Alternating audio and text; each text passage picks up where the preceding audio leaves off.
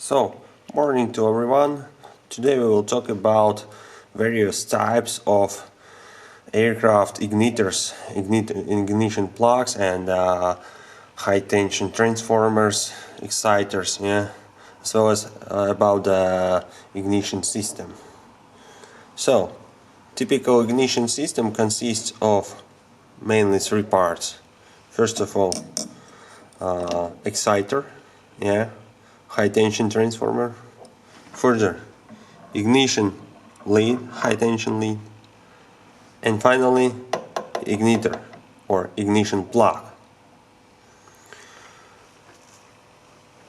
Here's the very primitive schematic, or simplified. So power is supplied to the exciter. Exciter consists of a transformer, and the transformer has two windings, primary and secondary.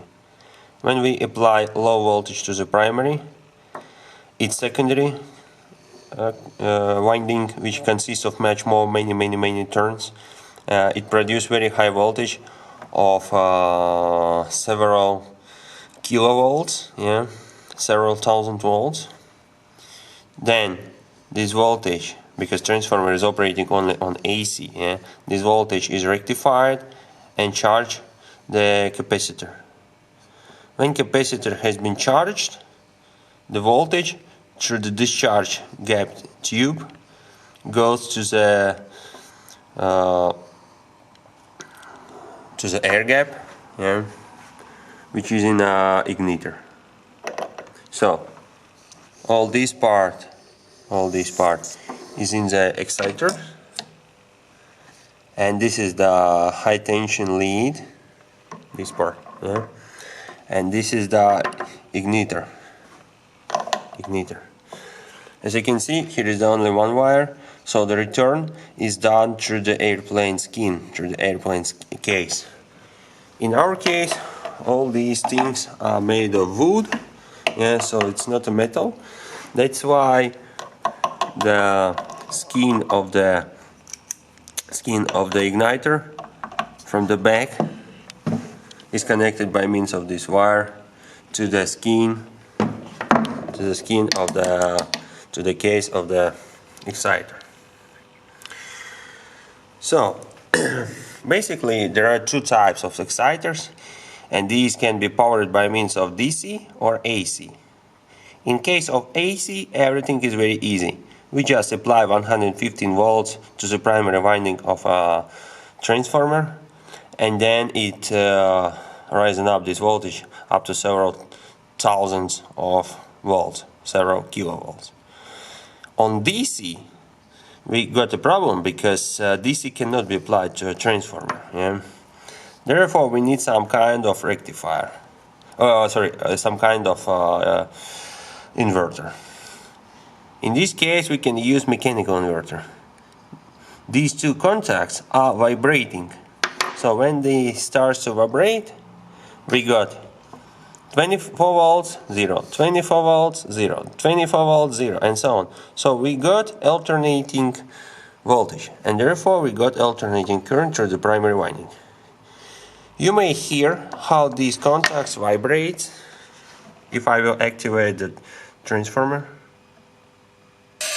So you can hear how this vibrates very quickly, and then they charge the capacitor, and further the high voltage is applied to the igniter. So basically there are two types of ignitors which I use in aviation for today, but on this test bench we have three types. So two types basically are used for today. These are, the first one is with air gap. So central lead, high tension, goes through the igniter,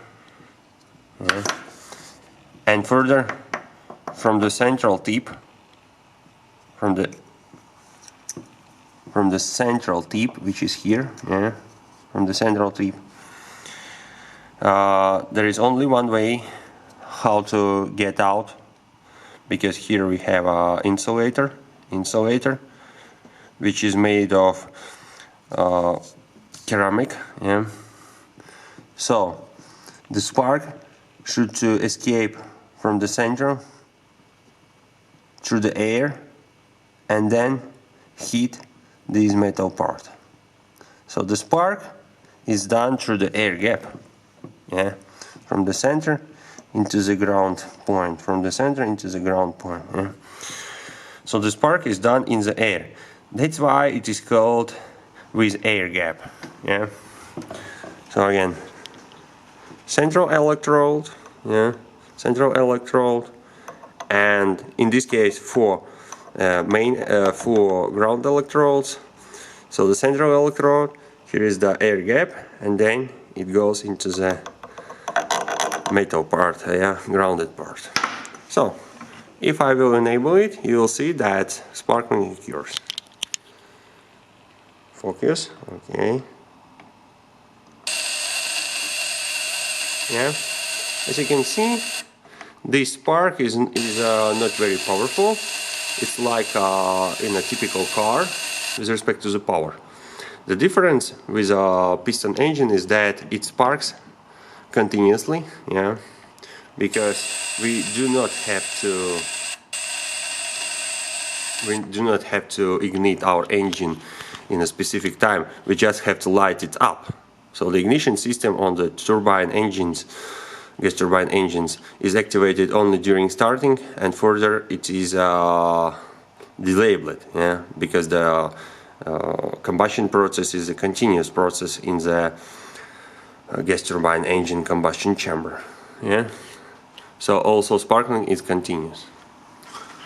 So in order to hit this small air gap, which is in our case is less than 1 millimeter, we need several tens of kilovolts.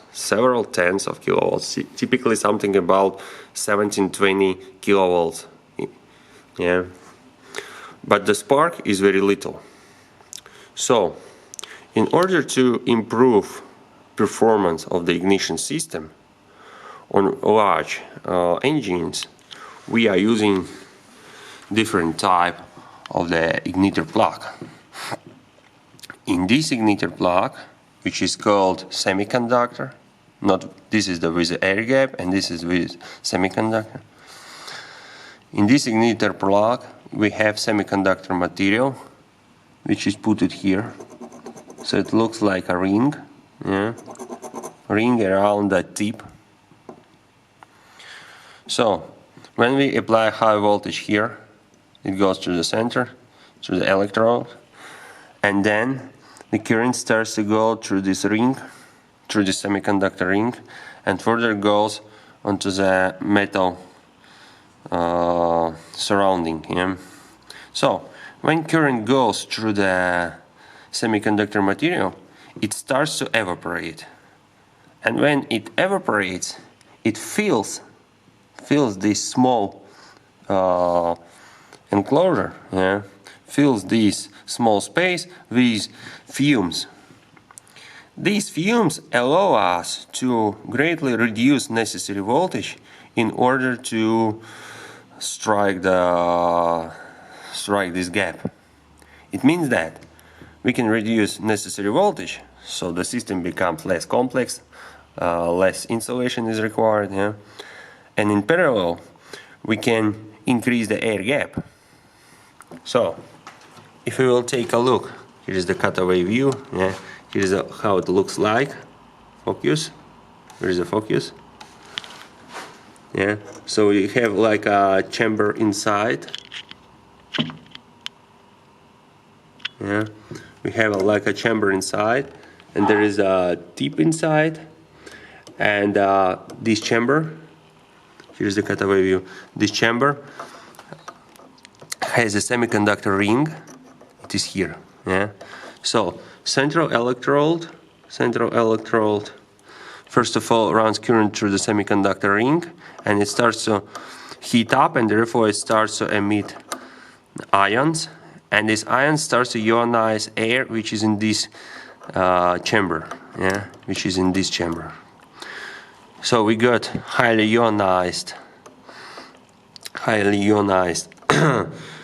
gases, and through these gases we got spark. As you can see, this exciter, it is also DC powered, yeah, but this exciter has two channels, so this two-channel exciter, whereas this exciter is single channel, so we need two, yeah, in order to provide main engine starting, because main engines are equipped with two exciters, two ignition systems, two ignition channels. In similar way here, yeah, only one channel is here, so we need two. Here, both channels are combined together, and we have two ignitor plugs. On real airplane, these are not mated together. These are installed from the opposite directions inside into the combustion chamber. So let's look how does it works. First of all, it's also DC. Yeah? So when I will switch on the power, its vibrating contact starts to vibrate and it starts to charge this capacitor. And when the capacitor will be charged enough, this discharge tube will open and we got a spark. Look, vibration, yeah, vibration, and it starts to charge the capacitor. And when the capacitor is charged, we got a spark.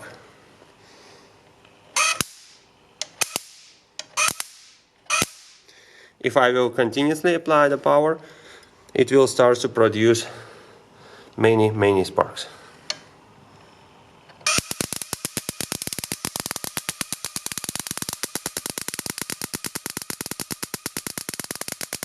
Actually, I don't see is it able to film it onto the camera because as I can see we got many sparks, but on the camera screen I see only few sparks.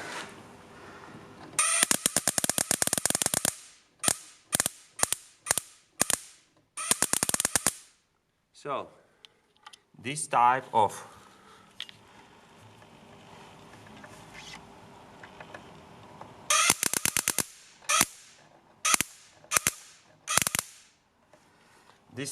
ignitors, semiconductor ignitors, are typically used on large engines. And in this they really are in very wide use. Yeah. And the final is erosion type igniter. It was the latest, yeah, the latest solution of the ignition. However, for today it's almost not used. What is the idea of this igniter? Where is the focus? Okay. So we have a central electrode and we have the metal part. Between them we have something like a semiconductor material again, but there is no chamber like it was here. Here is the chamber. Yeah, chamber. Here we have no chamber. So when current starts to flow, it starts to burn like a traces through this semiconductor material. A lot of traces. These traces become filled with carbon. Carbon is a conductive material. That's why we can call it this type of igniter. We can call it as a surface igniter, because actually all sparks will not go through the chamber like it was there, yeah. But all sparks will go through the surface of the igniter. So if I will enable it, you'll see, most probably, if I will get a focus. Focus.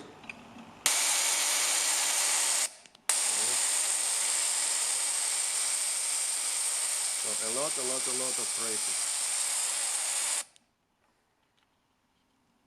I'm not sure, is it possible to reduce amount of light? Seems to be no.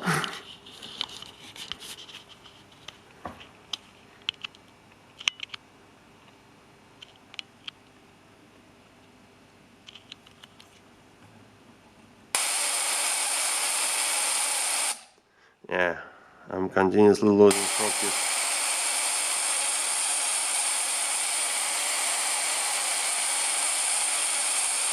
So, okay, where is the problem? So the good news is that now charge is done inside, onto the surface, yeah, not in the chamber. That means that sparkling depends only on the properties of the material, and it does not depend on the gases which are in the chamber, because in this case we are also dependent on the gases which are in this chamber. So if we are at very high altitude, the gases will be very weak, yeah, and therefore ignition will be poor. In this case, we do not have dependence on the quality of the gases, but the problem is that this surface, which has these traces, is very unstable. So if you will take a look, if I will be able to focus,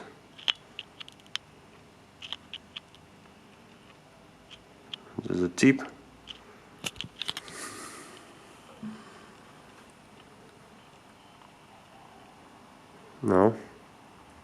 No. So if you take a look onto this surface, you will see that only part of it was really working, whereas all other part was not really working. Yeah. That means that its surface is not stable. So we got a lot of problems with stability of this layer. And that's why this modern technology was actually rejected, because the layer was really unstable. So that's how operates ignitors with air gap. Very tiny spark. Yeah. Ignitors with semiconductor rings, yeah, with semiconductor ignitors and with charging capacitors. And more modern approach, but which is not in use for today, with the surface discharge. Yeah. So, thank you.